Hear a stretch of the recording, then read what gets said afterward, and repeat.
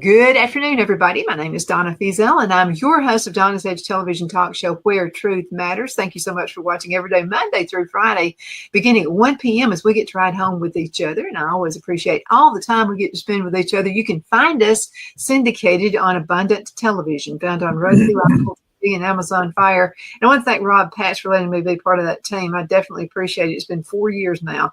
I definitely appreciate it. He must get a little bit out of it, but thank you, Rob, for letting us be part of the team. Also, the Newscaster Studio, that's where you can find us there as well. And I appreciate those folks. We got to actually be in the beta testing on that 2 years ago. And so it's really taken off. The Newscasters is really doing well. Now, you'll find commentators like me on there. You'll also find people who do gardening, which some of my gardening stuff gets up there. And you can also find folks with music talent, you know, and so it's a huge variety. So check out the Newscaster Studio. You'll be glad you did. Continue sending emails, by the way. It just makes my day. You just don't know how it really makes me feel so good to hear from you. Donna at donnasedge.com, Donna at donnasedge.com. But again, thank you so much. I see this guy, Chuck Bailey's trying to find his heart or something. Then you got one. I bet Mary Lynn could tell me something totally different. I'm just trying to be fair, taxed. There you go. Fairtax.org, fairtax.org. If you want to get some more information on their website, it's updated, probably one of the best updated ones I've ever seen. But I did want to mention this. Okay, Don Brown is running for U.S. Senate in North Carolina, and I'm just telling you, he's a card-toting fair tax guy. Yeah. This guy, he's on the show about twice a month now, close to election. And so, I mean, never a show goes by where he's an advocate for fair tax. He sees it. Yeah. He's a business owner, a successful business owner, by the way. And business owners definitely get it quick. Mm-hmm. I know I did. It was like right out of the gate, hey, you own something. Yeah, he's got a pretty good opponent there with Tom Watley, who is the RNC chairman and helped Trump to get where he is. So he's got an uphill road. Mm-hmm. Yeah, I think he's got it going on, though, because they're actually showing him way ahead of the game. Good. That's good. So, I mean, he's like far out. As a matter of fact, one of the guys running against him went on ahead and just dropped out. So, just wasn't. Yeah, he's got a good story, and he's also got a good tax plan that he's trying to get involved with. He's a hero for Americans. That's why. And if he makes it to the Senate, sounds like he'd be a good one to talk about actually carrying the bill in the Senate and getting that back into the Senate. Several years back, Saxby Chambliss, what was his name? Saxby Chambliss from Georgia carried the bill in the Senate for 2 or 3 sessions, and then he retired or whatever, and then no one's picked it up since then. But it needs to be picked up again, because now's the time for the fair tax if you just look at what's going on. Yeah, it's just, it happens that it's more important in the House because that's where it starts. Yeah. But we do need a representative in the Senate, too. Well, when I was living in Alabama, I was hoping Alabama would be the state that would do it. Now I'm in South Carolina. I'm rooting for South Carolina. But Don Brown, North Carolina, may do it. Yeah, we're still talking with our leadership in the House and Senate of the state for our state bill, and we talked to the pro tem, and he's talking about getting us connected up with Tommy Tuberville's group. So he made an important suggestion. He said, I don't think the president governor will push this, but I think that if Tommy wants to do something about taxes, I think that we get in there and we talk to him and get him straightened out. And I think, if you got somebody like Tommy backing it, it'll get done in the state. So another thing he said though too is something I had not heard, and that is that Tuberville wants to get rid of the income tax. Right. So this is the best way to do it. That's the step. So well, Trump runs around saying I want to get rid of the income tax, and several others. DeSantis talking about we want to get rid of the income tax and IRS, and so Tommy's pretty much a Trump person. So I wasn't flabbergasted that he said he was against it. He wanted to get rid of the income tax. That wasn't a disappointment. Hmm? well, it's happening all around us. Yeah, But we have a better way to do it, and that's the thing that we have the only fair way to do it. Everybody Exactly. else is like Mississippi. They made a big deal about we're getting rid of our income tax. Well, that's great. You're going to drop it down to 3.5% by 30, and then you're going to decide what to do. You didn't get rid of your income tax. 30. You know So- what? Americans could save a whole lot of money and put a whole lot of money in savings between now and 30 if you just jump right on it. Well, I looked at the latest. Tax Foundation has a tax competitiveness article they do about the states, and they go through in each state and they show where they rank as far as income tax, sales tax, and all those different kind of taxes, property tax. And right now, Alabama's number 14. And what it would take to be number one is for us to have the fair tax, because all those other states, even the ones, the top 7 or 8 that supposedly don't have an income tax, they still have corporate taxes and they still have high property taxes and everything. And sales taxes. and also. sales taxes. So the fair tax gets rid of all of that and replaces it with a single rate tax that everybody pays when they buy stuff. So what that would do is it would elevate Alabama from number 14 up to number 1 of people of the state that's the best tax state in the United States, because there'd be no taxes until you buy stuff. And because the fair tax doesn't pick winners and losers, a lot of politicians don't like it because don't they like like to favor, one group over another. So, but for the citizens of the state, it's absolutely the best way to go. Suggestion for all the folks who are running for office: how about putting the citizens up first? Yeah, put us first. That might help you get some votes. As a matter of fact, Randall's asked a burning question. He told me to tell you this is a burning question.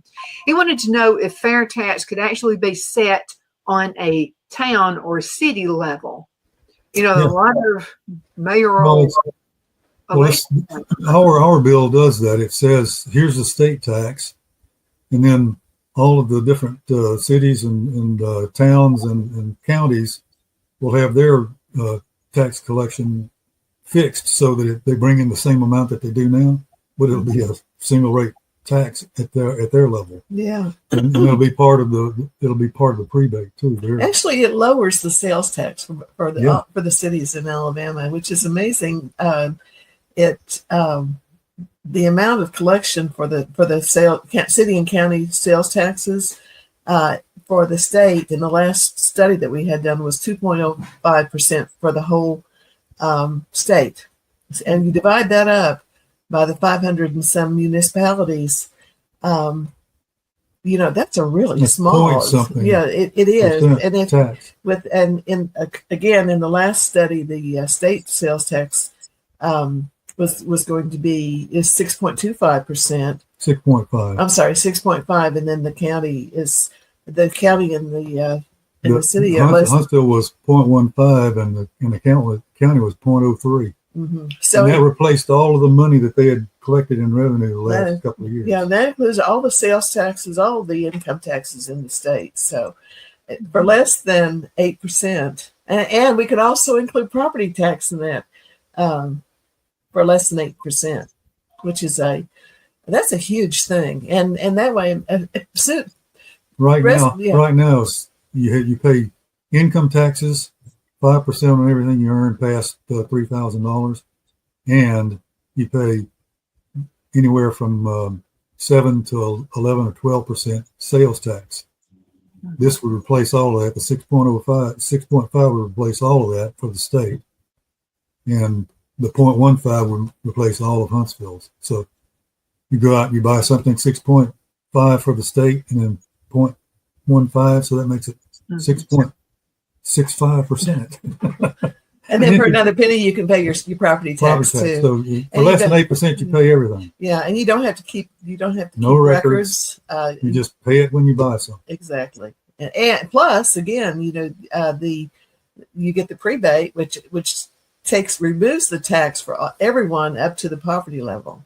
Mm-hmm. So in other words, our tax system and the federal fair tax is based on number of people in your family, not the amount of money you make. Yeah, it's nothing to do with income, and the prebates you get just by virtue of being a citizen. So yeah, the prebate if you apply for it this year, it turned out to be you would get a prebate for your basic poverty level, plus you add 5,000 per child to that number, and that keeps adding up the amount of prebates you get. Mm-hmm. Anna had a question for you, and this is a good one right here. And she said, Anna, where's that? Oh, right here. Okay. So Anna wants to know, sometimes I blend them in because I'm not looking at the right one. Okay. Anna wants to know this. She said, okay, so let's just say we have no more IRS. What's to keep someone else from coming in and starting it back up again? She doesn't realize what it would take to do that. If you defund the IRS, and remember, there's a provision in the bill that says within 7 years you got to get rid of the 16th Amendment. You got to repeal the 16th Amendment. You got to go through all that amendment stuff again to get an income tax started again. So it's going to be pretty tough. Yeah, I don't think you can. I don't think that once the 16th Amendment is repealed, I think it would take a great deal. It would to. After being under the fair tax or the AEFA for 7 years, people not going to ever want to go back to an income tax. The IRS is done and over with. I know I'm a business person, and I hate getting anything from them, even the Christmas card, because you always have that fear from that, oh my God, they found something on me that I didn't do. Mm-hmm. So I would think that the citizens of the United States even the people who are not citizens would be in revolt, because it would be like, whoa, wait a minute. We've had good years without having them breathing over our backs. We've been able to run our business. We've been able to do this. We've been able to do that. Right. I think it'd be an act of God to get it back in. At the federal level too, people who are United States citizens who live out of the country would not be paying that tax, and currently they're double taxed. So triple tax. Yeah, and there are people who actually who are renouncing their citizenship simply because of that. So, that's something. There's just so many good things about the fair tax. It's hard to. I really can't think of anything that's bad. I can't. They're making a big deal out of tariffs. You wouldn't need tariffs the way you need them now for the fair tax, because everything you send out of the U.S. would not have all the embedded taxes in there that they do now. There's no mechanism for removing all those embedded taxes on stuff we ship out of the country now. Whereas under the fair tax, that stuff wouldn't be in there, so you wouldn't have to worry about it. Mm-hmm. But by the way, goods coming in would have the fair tax levied against them. So there's your tariff right there. Yeah, I don't have a problem with the tariff. I think President Trump has done a really good job. Initially, that'd be double tax. Yeah, initially I was, unsure about how that would work out, because it was never, been put on us like this before. So hey, and it worked with Canada too, by the way. they finally got on it brings people to the table, which is a good thing. What the rebranding that's been going on with Cracker Barrel has been hilarious, and it actually made me think of fair tax. And this is what my first thought were: okay, let's just say everything happens. We got fair tax. Somebody wanted to rebrand and go back to the IRS again. It would be like, I'm telling you, it would be a revolt like you've never seen. Cracker Barrel or something. But I'm just telling you, because when you literally start eating people's pocketbooks, even the liberals are like, whoa. Yeah. One of the things that we've had some politicians say is that they're concerned about having the fair tax, because then we could have a fair tax and the income tax. Well, first of all, the fair tax, the bill itself, it gets rid of that idea, because there's a sundown clause in it. Well, plus the fact that the IRS only has 3 years to reconcile the last year's income tax, then they're defunded. So they're out of business for 5 years. Yes. But the other thing is that we could have both right now. Yeah. There's nothing to keep us from having a VAT or, Well, there's nothing to keep us from saying, okay, we're going to start the fair tax and go by way, we're going to keep the income tax. Yeah. There's no law that you can't do But that. the thing about the fair tax, and like I said earlier, the thing that a lot of politicians don't like about it is it doesn't pick winners and losers. So you're not going to say, we're not going to tax you, we're going to tax the man behind the tree. So, if they raise the tax, it's not going to be just on one group of people. It will be on everybody. There are no Across the board. exemptions. Yeah, it is a flat tax on I'm going to differ with you on, for the first time ever in our life of being friends, I'm going to differ with you on this. okay. Okay. I think the real thing is, like Ann Eubank says, follow the money. Mm-hmm. Yeah. Yeah. Too many hands in the till. That's why a lot of them don't want it. That's the reason. Well, that's true. Most people don't realize that most of the problems we have in the United States can be laid right on the top of the IRS because they got their hands in so many different pies. Well, there's so many ways. There's so many ways. But that's they got the law of the land on their side when you have some kind of tax problem. Yeah, but I don't think we're in disagreement, because the thing that the income tax does is it sells favors, and that's how they make money with the fair tax. No favors. You can't sell favors. There aren't any exemptions. To yeah. sell, Once sell you favors start putting exemptions, and then you're totally changing the bill, and people would notice that, or hopefully people would notice that. You know, I don't one think- thing that I'm enjoying about the election, and this is the mayor's race in every town just about there is on earth now, and I think it's a good thing because it's actually brought a lot of things to light. I won't bring up any names, but they're local to the area where I used to live in, like all around. Okay. So now there are questions that are being risen. I'll go ahead and mention one town. That's Albertville, Alabama. When I was growing up, it was a nice town. Yes. I mean, we considered it a big city compared to the Geraldine area. And and sure, yeah, businesses have come in. That most certainly have. A lot of businesses have come in, what have you. But the problem is you're having to swap it out for crime. You're having to swap it out for illegals being there. You're having to, because this is what, from my understanding, this is what has happened. Okay, when the illegals come in, and I love everybody, man. My daughter-in-law, she's my daughter, basically, is from Russia. I love her, but she's an American citizen. No one gets more upset than she does. But here's the point. Okay, so you're allowing people to come in. You're in, say you're a mayor. You're in the city council, and you are in real estate. You know you're making money off of it. We all know that. So you're double dipping. Okay, you're making your salary. You're getting whatever funding is you're getting, and you're also making money off of the houses you're renting out. So this is my question. I don't know if you can answer this or not. Okay, so when the federal government is giving money, funding to people who own rental property, is it higher than the average would be if you were to rent a home? Just wondering. I don't know It's what higher the rent? the rent, but do they get more money for it? Yeah, I don't. I think I don't know. anyone who is in business is going to make the most money they can. So I would guess, They probably set the rents and then they get paid. right, and then they get paid. No, From I'm that. talking about a national average, because you remember when COVID hit, they were giving people $600 a week. Most people didn't make $600 a week, but it was, and then Chicago people do. But I'm talking about in Alabama, there were people, they were making a killing off of that. You know, and I know people who were, and that's why people got so lazy and didn't want to work anymore and all this. Well, I just stayed at home, make $600 a week. It was lit, because when I heard $600 a week, I'm like, well, you know, it's probably set standard for where you live. No, everywhere it was $600 a week people were making. That was a buyout from, Yeah, from the Biden administration. That was part of the USAID too. The NGOs, those NGOs. I honestly believe that must be the most evil thing that has ever been invented.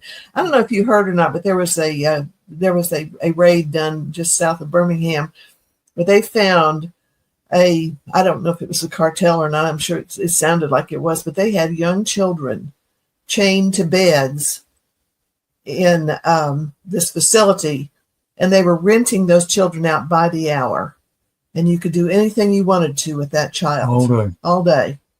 So if for nothing else, illegal immigration ought to be, and NGOs ought to be totally eliminated. That spurred the Senate. That makes me so mad when I hear these things. I know. That spurred the Alabama Senate to make that a death penalty. It should be. Yeah.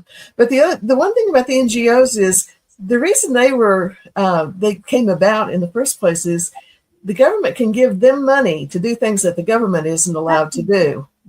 That's my point right there. Well, that's what's being pointed out. Mm-hmm. And if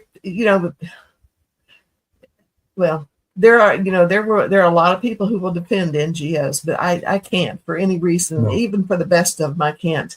If the government cannot do it, if it's forbidden to do it, then it should not be able to pay someone else to do the same thing. I still think drugs could have been under control decades ago. Yeah, we don't want to get their hands in that money, making money off of it. You should be able to control it. If you can find a little old citizen, old Donna Fiesel, and you can go back 14 years and dig up something and what you estimate to be $2,000 in my wrongdoing, and you can add it to $10,000.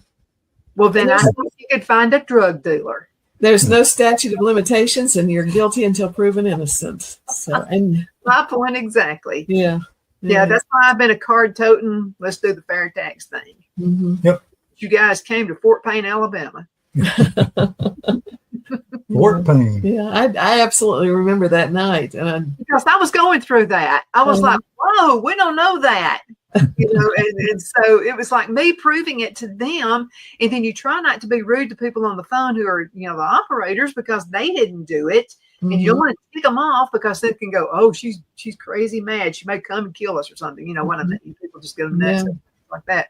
So I was trying to maintain and talking with people, and I would even start the conversation out. I know you had nothing to do with it, but I've got to get this fixed. Right.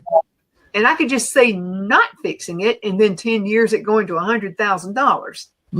Yeah. I mean, Yeah. Well, as far as NGOs are concerned, you go look at those things, and just about every one of them the money goes to an NGO, and then it turns back around, and they have their little groups they hand it off to, and then somewhere in there, money trickles back to the congressperson or the senator that voted for it. Well, just an example of that is California had recently had they were raising money for the people. I think called it Fire Aid or something. Palisade Fire. Right. And they raised $100 million. The people, and it was supposed to go directly to the people who had lost their homes, and they got none of it. They sent that money to an NGO. Spread out amongst other NGOs. Yes. I think there were like 150 other NGOs that they sent that money to. And by the time it went through all the handling, there was no money left. Paying salaries. They were done. Yeah. Hey, I mentioned the Clinton Foundation, the hurricane that hit Haiti. Yeah. Those exactly. People, okay, they wouldn't be living in the Taj Mahal, but they could be living in something that was 10,000 times nicer than living in a hut. If it was a 2-bedroom, it would have been there was enough money to do that. And no, none of it made it. Yeah. Clinton's wedding. Yeah. Yeah. Well, remember Miss Psaki used to talk about circling back. That kind of stuff is circling back on the Clinton Foundation. They're starting to come out in the latest dealings nationally. If we were not promoting the fair tax, I would be out in front trying to get rid of NGOs. Just it totally make them criminal organizations, and because they pretty much are. They really are. Yeah. Well, let's talk a little bit about that. How did it get started? You guys know the history of it. How did we get that? But the NGOs? Yeah. My first recognition of them was the George H.W. Bush, the 1,000 Points of Light, if you'll remember that. That was, and that's when they started like I said, there were things that they wanted to do that the federal government was forbidden. It just was not, it was not allowed to do. And so in order to do those things, they funded NGOs. And of course, the NGOs, the administration of the NGOs is huge. You have the person in charge of it in a lot of cases makes like $400,000 or $500,000 a year. Plus, you've got all the people below, and all by the that time travel and stuff. yeah, and they travel first rate, and they when they stay in hotels, it's not in a Motel 6. It's It's not even a red roof inn. right. So They don't leave a light on for you. Well, see, and there was kind of a basis for it. That you take organizations like the Catholic organization with Catholic Charities, Catholic Charities, and each church has their organization, and they were doing these kinds of things already, and so the government said, "Oh, why don't you guys do that stuff for us?" And so they started funneling money in there. But then the next thing you know, the Catholic Church is totally against abortion, but they had to start funding abortions and everything. Yeah. The Little Sisters of the Poor are back in the courtroom because they will not do anything they will not support anything that has to do with abortion, and they run hospitals and things like that, and they're told, you've got to teach these kids about abortion or you can't get this funding. So or it's birth control. And birth control. Yeah, and in fact, they had to provide provide health care for the nuns to have birth abortions control. And everything. So. No, we're Catholic, so but I have to say from the very beginning, I have. Those are criminal organizations. I don't know how. We will not give money to Catholic charities. No, every year. No, I don't give money to a charity unless it's local. Mm-hmm. And I'd rather just give to the church if it's a good church that's not wasting it. Yeah. Right. And so, but I would rather give local. I've told you guys before about the animal, mistreated animals. It's a big, national thing. Yeah. And I was about ready to write them a check, and then I went, wait a minute. Let me check this out. It's making over $1 million a year, and then all the board of directors are making I think it was like $200,000 a year. I think a couple of them making $350 or so. It's ridiculous. Mm-hmm. So then I thought, whoa, I don't have to give to them. I'll give local. And then this is another thing. They'll send you a picture, and all this is brochure. They send the same picture out to everybody. They send the picture of the dog that you're supporting. And I'm like, yeah, right. That dog's been dead for 50 years. Dog. Each person has their own dog they're supporting for $20 for sure. Yeah, I'll tell you the one thing about those charities, though, their television commercials totally offend me. I can feel great sympathy for the Russian Jews who, they have the same sort of. If I were going to, and I would be inclined to give money to that group, but with that commercial, there is no way. Because I know literally old people who are starving to death, and they're not heavy at all. And every woman they got on that is heavy. Yeah. And I'm like, they don't look like they're starving to me. They weigh more than I do. Yeah. So pulling at your heartstrings, and then I don't know, but the dogs in this particular, any Chihuahua, I know I've had a Chihuahua before, and this dog was fed a lot. The dog was fed like a human being would be fed. I mean, we took good care of this dog. Any Chihuahua has the jitters. They just do that. Well, they're just nervous dogs or something. Yeah, I don't know with them. But anyway, they'll show a picture of a little Chihuahua shaking. Yeah. And then it'll get you feeling sorry for it. Well, I'm going to stroke a check. Phil, how much money can we spare? Phil was already going. Yeah, the thing about it is, if you just look in your community, you can find people who are in need, and those are the ones you should support because you need to strengthen your community. And if everybody, I heard one time, now this was many, many years ago, but that if every church would support one family, there would be no need for welfare at all. But they did a long time ago. I heard my grandparents talk, both sets talked about this. They did not have food stamps and welfare. Right. They would find someone in the community would be that's where the KKK came in from, by the way. That's what started it. It was deadbeat dads who wouldn't take care of their kids and their wife. That's where it started. It didn't start the other way. Mm-hmm. And so anyway, I've heard them all talk about it. No, they'd wear hoods and go out and beat the crap out of this man. He was not working, taking good care of his family. And I said, really? Because in school, you'll hear it started the other way. And I said, no, that's not where it started. No, it started with people not taking care of their family, and people go beat the man, try to beat sense into him to get him to go work. And again, the church, man, and it wasn't the church that did this. This was the KKK. But then I heard my grandparents talk about, we find a need in the community, like a woman or husband got killed in war or something. Mm-hmm. Man, the whole community would go rally around that woman, fix her roof. They just do all kinds of things, and that's through the church. Well, there's so many things the church can do, because the members of the church, there are a lot of members that are business owners that could employ someone. You've got fix them up with things they need. Right. I mean, there are a lot of ways. A person on welfare doesn't have to stay on welfare, but unfortunately, the way the welfare system is set up now, it's generational.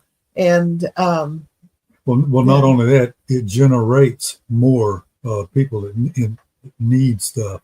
Right. And you can look at, when they're talking about cutting this, what is it, the aid, the EBTs, that you have to buy nutritious foods. You can't buy potato chips or colas or things like that. That's a great idea. That absolutely makes sense, because first of all, if you're eating junk, you're going to be unhealthy, which will cause you fat. Well, not just that, but you'll also have health problems. They're going to have to be taken care of. And if you can't afford food, you certainly can't afford health care. Mm-hmm. So, I have to wonder if that's sometimes the big plan. I wouldn't doubt it, because, I have seen these videos. I don't have TikTok, but I have seen these clips from TikTok that, these people complaining, they're taking away our chips. And in fact, I had an experience when I was pregnant with our second child. I had our son. We were in the grocery store, and we were existing on very little money at the time. We were both in college, and we had a son, and I was pregnant. And one income. And yes, one income. And we, and in fact, the rent took up 2/3 of the money that we had coming in. But anyway, I was at the grocery store with my little meager supply of stuff to last us for a couple of days. And there was a woman in front of me who had, what do you call this? The EBT cards, food stamps. Food stamps. Thank you. It sounds better to say EBT. Well, I don't think that's what they were then, but anyway, she was buying her stuff, and she had a huge bag of dog food that she wanted to pay for with her food stamps. And the cashier was saying, I'm sorry, but you can't use food stamps to pay for dog food. And the woman was arguing, and she said, well, I have to feed my dog. And you don't have to have a dog on it, kids. It went on and she said, okay. So she took the bag of dog food, threw it on the floor, and said, just wait. I'll be right back. And so, we were right behind her, so we had to wait. And the woman went back to the meat department and bought sirloin steak to feed to her dog. And I was looking at her and I was thinking, we haven't had sirloin steak in 3 years. We can't even afford to buy hamburger. And here you are feeding your dog sirloin steak, and the steak's paying for it. Well, my son will not take my daughter-in-law from Russia. Uh-huh. He will not take her to the grocery store certain times of the month. Because I'm going to tell you, she's still got a little Russian in her. And so this is what he said she'll do. There'll be someone in front of them with a card. Okay. Yeah. Can't speak a lick of English. The kids are having to speak it to the cashier. And he said that she'll look in their cart. Then she'll walk over there and look in their cart. Then she'll come over here and look in their cart. And then when she's about to say something, Brad will get her arm and pull it back. Stop. Can't do that. And I feel for you. I totally get it. But you can't do that. And she will literally walk over and look in their cart and then look at hers. Mm-hmm. And it's like, yeah, I know. I know. And the sad thing about it is there is no incentive for them to do any better because they're entitled to those food stamps. And when you all you have to do is see the videos that they do complaining about, they're taking my Coke and my chips away from me. More. She said she couldn't have Coca-Cola anymore and just crying and carrying on and all this kind of stuff. Yeah. Well, you know what you can do? You can plant some grapes and you don't have to make wine out of it. Make grape juice. Yeah, just squeeze it. So good for you. That's what we do all the time. Every single year forever since we've been married, I make grape juice and I make muscadine juice. I do whatever scraps I can find. If I get peaches, I'm going to use them and get Squeeze those babies down. Yeah. Well, we eat the grapes. I don't use the seeds, but you can squeeze them out. No, I withhold it. I don't want my feet in it, and I don't want nobody else's feet in it either. Right. So yeah. But that was one thing. We squeeze them with our teeth. Yeah. The one thing that I did learn from being in that situation, we always were healthy. We always ate because we ate the source. We didn't eat, if we were going to eat potato chips, we ate the potatoes or, it was whatever. And actually there's so many ways that you can eat that you don't have to spend a lot of money. And I do it all the time. We do it on the show. Those are my most popular shows. Where I talk about, did you know that we've moved, we have 8.5 acres out here. And the woman who lived here was an avid gardener. And I am finding all kinds of little treasures out here. And I've got this app on my phone and it's plants. And what you'll do is you'll take a picture of it and it'll tell you what it is. Oh, yeah. Whether it's edible or not and all that kind of stuff. And it is wonderful. So I knew about this. We had the American beauty berry when we were living in Alabama. And I made jams with it. And did you know this? With the American, if everybody needs it, you can grow it all. It's all over the South. It's even going down the interstate. But be careful with the interstate because if they put, stuff on it, pesticides, it's not good for you. But your own land, okay, find the American beauty berry. Did you know the leaves on the American beauty berry have this it's like a little thin film of God on it. I mean, I'm just telling you. And if you're like me, I'm like a magnet for mosquitoes. And I mean, I'm just a magnet. I can walk. Now they won't bother Phil, but I can go out there just like they're just there's Donna. Let's get some blood out of her. So like the tax people, there's Donna getting the blood out of her. Okay, but what you can do is you can get some rubbing alcohol, clean the leaves, let them dry, and then put those leaves in rubbing alcohol. After 3 days, this film of this wonderful goodness stuff goes into that rubbing alcohol. And it's insect repellent, and it doesn't have DEET. DEET has been on the cancer. And it takes 3 days to make it, and you're not churning anything. I mean, all you're doing is putting the leaves in a bottle and pouring out rubbing alcohol. It costs you about $1 at Dollar Tree. Well, it's $1.40. Yeah. Right. Oh, they're going up to $1.50 now. Oh, great. Did the $1.50 show? Yeah, I buy alcohol in bulk, and the reason I do is because you can use it for cleaning, you can use it for everything. There's that and baking soda. You can buy it in bulk too. It's a better quality. Yeah. What is that? It's a better quality. Oh yeah. I mean, it's we got to go into a commercial. We'll be right back. When I talk to y'all, I forget all the time. Okay, let's go to a commercial break. We'll be right back. Queen City Used Car Sales has been serving drivers in the Northeast Alabama area for years with a quality selection of late model used cars, SUVs, and pickup trucks. On top of our extensive selection and competitive prices, we offer professional auto financing services for used car buyers of all credit levels. Whether you've just begun your search or you're ready to secure your next vehicle, at Twin City Used Car Sales, you will drive away with the vehicle of your dreams.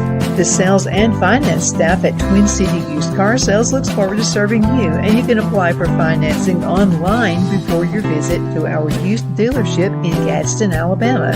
Check us out on the web at twincityusedcars.com or go by our location at 901 First Avenue, Gadsden, Alabama. We sincerely look forward to serving you.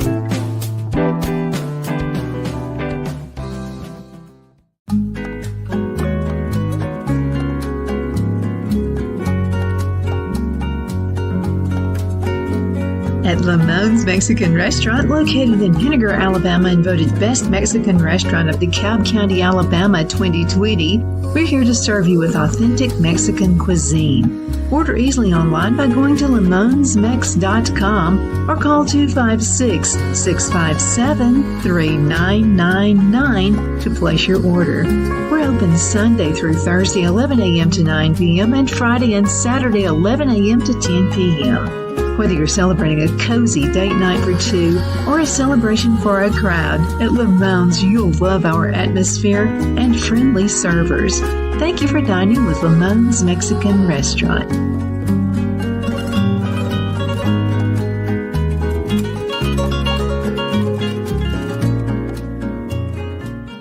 At Liberty Bank, we're all about community, whether it's to help with a charity fundraiser or help families in need. Toys at Christmas or a local football team, we're here for you. You see, we realize the importance of family. Sometimes it's to build a new home or necessary home repairs. We're here for you. If you like the feel of a small town bank with all the conveniences of a big city bank, we're here to serve you. You will find us at any of our convenient locations in DeKalb, Marshall, Etowah, and Blount counties in North Alabama. You can call and speak with any of our friendly staff at 256-659-2175 or check us out on the web at libertybankal.com. And thank you for your support of our community. Member FDIC Equal Housing Lender.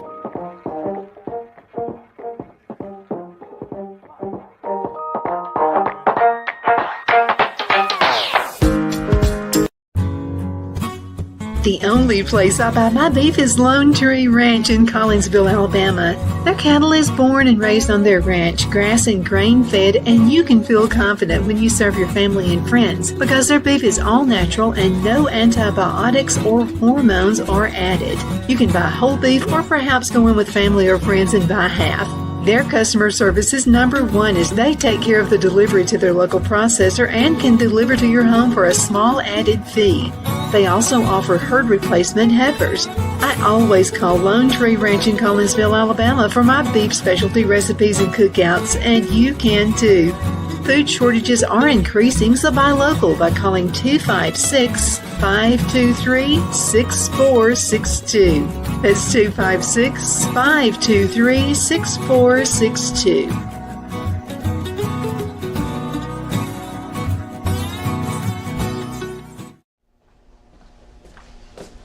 Are you ready? We all wonder what tomorrow will bring, but the future lays itself at the feet of the prepared and surrenders to the will of the persistent. It's not easy, but today shapes you so you can shape tomorrow. With Northeast Alabama Community College, when the future asks if you're ready, you can answer yes. Begin your future at Northeast Alabama Community College. Okay, we are back. My name is Donna, and I'm your host of Donna's Age television talk show where truth matters. Let's go ahead and get back in because we only have about 8 minutes left in this segment. I went way over it. Chuck and Lynn Bailey are with me right now. And if it's okay, when you're on a roll, let's go for it. So let's talk a little more. I've got a few more questions for you. Most of let me see if I can roll all these up. Most of it have to do with prebate. Right. And so asking about the prebate and how that works. We've got some new viewers as well. Some people are responding to the prebate, think it'd be a great thing. Some people want to know, will it be a debit card? So they're just asking general questions about what the prebate is. So I'm throwing it back at you. Ball's in your court. Well, the prebate is probably, we don't, as far as how it will be distributed, it probably will be direct deposit. That's the way that's probably the most efficient way. If you don't have a bank account, then I suppose you need that sort of a card. At one time, this was years ago when the fair tax was first came about. There were credit cards companies were saying, we will distribute for free of no cost. We will distribute the prebate. Now, of course, you can understand why they would want to do that because it would get you would have a credit card, which you would hopefully spend more than you would. And not only that, you have this little slip of paper in there every month saying, "Oh, look at all the services we can do with this money that you're getting." Yeah. So, and that was, when you're here for the children, you better run the other way too. Yeah, but it's it's entrepreneurship on their part. Right. And, you can't fault them for that because that's what they do. But, that is how it will be distributed is most likely going to be direct deposit, just the way Social Security is and most things like that. Now, we have in our Alabama bill, there's a provision where you can use a smart card too if you want to, like an EBT card. Mm-hmm. You just get that thing filled up again every month. And as far as what the prebate is, it is a pre-fund of taxes up to the poverty level. You take a year's worth divided by 12 and you'll get that much each month. And Chuck can give you the numbers. If I can read. Oh. So what we got here is if you have a single person that's qualified himself for the prebate, which means at the national level, you're a U.S. resident, you have a real, no kidding, Social Security number, and you got a residence that you can. And you apply for. You have to apply for it. That's the only form you have to fill out under either system. But in the state of Alabama, you also got to be an Alabama resident. But everything else is the same. And so what happens? No, wait, you'd have to be an Alabama resident in order to get the Alabama fair tax. For the federal government, it would be just the one. Mm-hmm. But in Alabama, for instance, a single person is allowed $15,560 tax free. Mm-hmm. And what that means is that at the beginning of each month, you take 6.5% of that, divided by 12, and you get about $85 a month prebate. And that's the amount of tax that you would pay up to, it would be about $1,300 a month in money that you have available. Mm-hmm. That would pay the taxes up to that amount each month. And then after that, you'd start paying tax. But the best part about it is if you look at it, the effective tax rate is different, so to speak, because it says if I'm a single person, I'm not going to pay any taxes up to $15,000. But also spending, it's not income. Spending, on spending. But it says, let's see, I've got to get up to I don't know, roughly $500K to $1 million in spending before I start closing in on the actual 6.5. Up to that point, it goes from about 2.5% up to that 6.5. Mm-hmm. So you're not really paying 6.5% on everything you spend. It's just you're paying 6.5% past. Yeah, those are numbers, and it's sometimes hard to understand. But basically, you can't ever, for the states, you could never pay up to 6.5% if you take the prebate, because the prebate subtracts that amount, and it's called an asymptotic curve, which means it never actually reaches that that amount. But it can come very close if you spend millions of dollars. Right. So, and actually, one thing to Alabama, it's been a big deal to get rid of the tax on groceries. Well, with a single person in the state of Alabama with the Alabama Economic Freedom Act, which is the Alabama Fair Tax, they can spend over $1,000 a month on groceries and never pay taxes on those groceries. Or you can spend it on, anything. It's your money, and if you decide not to spend it, it's still your money. And also, you can put it in the bank and draw interest on it, and not have to pay taxes on the interest, which is what you do with the income. Yeah, amazing. Because like if you get, let's say you got, I don't know, you won money. Let's just say you won $5,000. You got to figure out what you're going to do with it, because you don't want half of it taken to the out of tax. Isn't it about half they would take? Yeah, it's about 50%. Mm-hmm. Well, in the state of Alabama, under our Alabama Fair Tax bill, you wouldn't pay anything on that until you spend the money. Mm-hmm. Yeah, it's the same way with your IRAs. Everything. Yeah, when you take money out of an IRA, it's yours, and no taxes are taken out until you spend it. Any money you earn during the year in investments or anything like that, it's not taxed. Mm-hmm. It's all tax free until you spend it. Actually, I guess I can see where bankers might not like the fair tax because But they'll have other ways to take all your of money. these That ain't no programs that problem. are, take ways to get your money or So funny, when you got a little money, a little bit of money in the bank, yeah. and you got it set, and we have hours it's set. We don't take it out, so we do the compound interest thing. So, and that's the way to do it. So anyway, we have the interest coming in, but it's almost like every time you see the banker, it's like, you ain't gonna spend some of that rusty money, honey. No, for you to take taxes out on, no. Yeah. You know, No, I'm holding in there as long as I can. they're supposed to I be didn't want taking. the next Democrat to come in as president. Yeah, the banks are supposed to be taking that money and investing it for you. That's the reason why that's how they make their interest payments. Oh, well, there's a whole So- other story involved in that too, because you're also we're being gonna get taxed by mixed up. inflation. So Inflation's I got taxing it. another question when it comes to prebate, and it wasn't asked this month, but it has been asked before. And the question is on the prebate money, if you don't use it, does it roll over to the next? Yes. it's absolutely yours. Yours. Once You're you done. have that money in hand, you can do whatever you want to do with it. If you want to buy cigarettes with it, if that's your thing, you can do it. There's no sin tax, which is, not a smoker and don't, but if that's your thing, the thing about the fair tax is not only it doesn't pick winners and losers, it is also freedom. It's freedom to spend your money the way you want to spend it. It's not the government telling you, no, you can't do that. We're gonna tax you if you do that. So, or we won't tax you as much if you do this. And So let people give charities the way they want to. And I'm just saying this, many church I have ever went to, when it comes to giving, like, for anything, like somebody's house burns down. The house, I was going to the Cowboy church and someone in the community's house burned down. They didn't even go to church. But that whole church put in all kinds of money for them. Right. It was gathering clothes for them. It's like nothing I've ever seen in my life.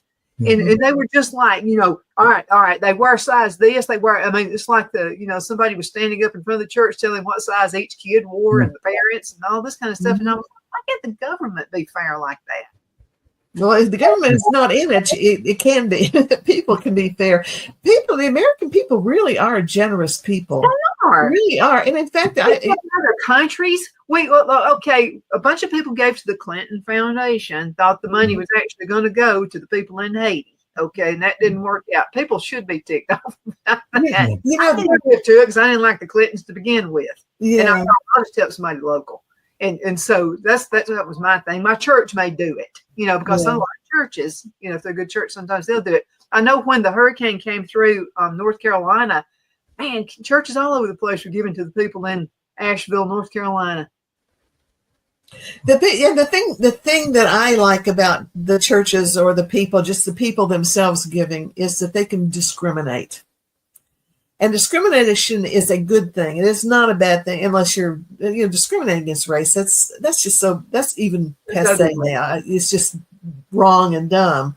But you can, if someone has the ability to take care of themselves, and then you have another family that can't, you can say, you're doing okay. We'll give the money to the people who can't do anything. Or, if the woman who wants to buy dog food wants to use that money for dog food, it just the whole up to her. Yeah, you can decide, and you can decide who is probably the one who is most deserving, and that's really. Yeah. In church, I was with the benevolence committee at a church we went to, and I had been divorced before, so I knew what it was like not to have. I didn't have cable. There were certain things I did not to do because I couldn't afford it. Plus, I was afraid to spend a dime. I was afraid of it. I didn't know what might happen. You would think. And Phil said, "You got this old soul about you. Like in a former life, did you live in the Great Depression or something?" And so I was like, I don't know why I'm that way. I just am. So I didn't have cable, and I could have had it. I just didn't want to. I just thought, well, something could happen. Economic something in the government, whatever could happen. So someone had been paying my power bill. So I asked my dad if he was paying my power bill, and he said, "Why would I pay your power bill? You make more money than I do. You need to be paying my power bill." And I said, "No, somebody's paying my power bill because every time I get a bill, it show it, and then it show it's zero balance. Uh-huh. So I'm thinking, oh yeah, you know what they're doing? One of these days, they're putting they're putting it to somebody else's account. Is what's happening. And one of these days, I'm going to wake up in the morning. It's going to be a $10,000 power bill. I mean, my way with interest penalties is something's going to happen. So I kept calling the power, and they said, "No, somebody's paying it." And I would say, "Well, can't you tell me who's paying it?" And they kept saying, "No, we don't have that information. It just shows a check. It was paid." So Phil didn't have any idea the money I was making, and I was working for GTE Corporate, and so we were married. And so he sees my paycheck stub. I expect me to have paycheck stubs. It was laying on the table, and Phil looked at it and goes, "You should have been paying my power bill." I said, "Were you paying my power bill all this time?" And then the way you act, clipping coupons and not having, cable and all this kind of things, I thought you were just letting go under. So I thought I'd helped out that much. So he just go to the power company, pulled my name up, and he paid my bill. Yeah. So the way you acted all the time. Well, I think if you ever recognize the value of a dollar, like I said, our experience in college really made me aware of, what we needed to pay for, what was valuable and what wasn't. But I think when you're on welfare your whole life, You don't know. why would you worry? Because somebody You else always is get a check. paying for I'll it. take care of it for you. So So you're a not, friend of mine went to Auburn University and she became a veterinarian. We went to high school together. So she's about to open up her office and she has like posh everything. I mean, it's just like this. And I'm walking in. I should have just kept my trap shut. But I walked in and I said, "You know what? You didn't have to spend all that money." And she said, "Well, I'll get the payback of it. It's going to look nice." And I said, "But dogs are going to be here. They're going to be jumping on it. They're going to be scratching. They're going to be doing this. They're going to be doing that." And she said, "When you open your business, you run it the way you want to. If you won't use furniture, go for it." She said, "But I'm getting what I've got." Inside a month, there were dog scratches on all this really nice furniture. And I was just going, Okay. yeah. Well, for some people, everyone's different, and perhaps the scratches didn't bother. it bothered her. It made her mad because she's furniture. But everyone is, and the thing about the fair tax is it doesn't pick who gets the value of it. It's everyone. There are no winners and losers, and I say that all the time, but that is a big deal. And not only that, when the little lady's standing in line spending money on steak for dog food under the fair tax, it's not coming out of my check. It's coming out of her check. So go for it, sweetheart. Yeah. Here, as long as it's not coming out of my tax money, I'm paying it. Right. And then when you do give money to charities, you can be discriminating again. That's and I think the American people are going to give to charity. It's what we do. Even I do, as hot as I am. I do. I give to local charities. It's a proven fact that you get more charity giving when taxes go lower than you do when you have somebody paying for, charity out of your tax bill. Well, yeah, and I don't like someone picking who my charity is. Because, I'll pick. yeah, I would never give money to United Way because United Way didn't pick the charities that I would have picked. And I mean, when you give money to Planned Parenthood, I'm out of it. So, I don't. Yeah, I love that idea, guys. We're going to have to call it a day. Thank you so much for being on the show. Hang around because I got to get you set up for next month. Okay. Don't make sure we don't lose a month. But again, thank you guys so much for watching. And 1 minute. What would you like to say? You got to get the website out. All right. We got to get fairtax.org and also fairtax.org. And tell anyone who's running for office, if it's dog catcher, if it's mayor, whatever, tell them that you want the fair tax and pass the word on. State and federal. Whatever. Guess what? Your aspirations are going to change. You may be mayor this time. Next time, you may want to run for whatever. Well, governor or whatever. Exactly. I want that right person, and it does matter to me. The more people who ask for it, the sooner we'll get it. Yeah, so we got a lot of flaky people in politics. They're politicians right now that started out as mayor or in city council. Yeah. And I would have never voted for them in city council, let alone governor or president of the United States or whatever. Okay, guys, we got to call it a day. Again, thank you so much for being with us. Continue sending emails, especially this couple right here. And it doesn't matter if it's about pre-bait. If it's something you don't understand, Put details in there and let us know. We love the questions. The questions tell us what you need to know. Absolutely. Donna at donnasedge.com. Donna at donnasedge.com. We'll see you next time. Bye-bye. Cheerio. Bye-bye.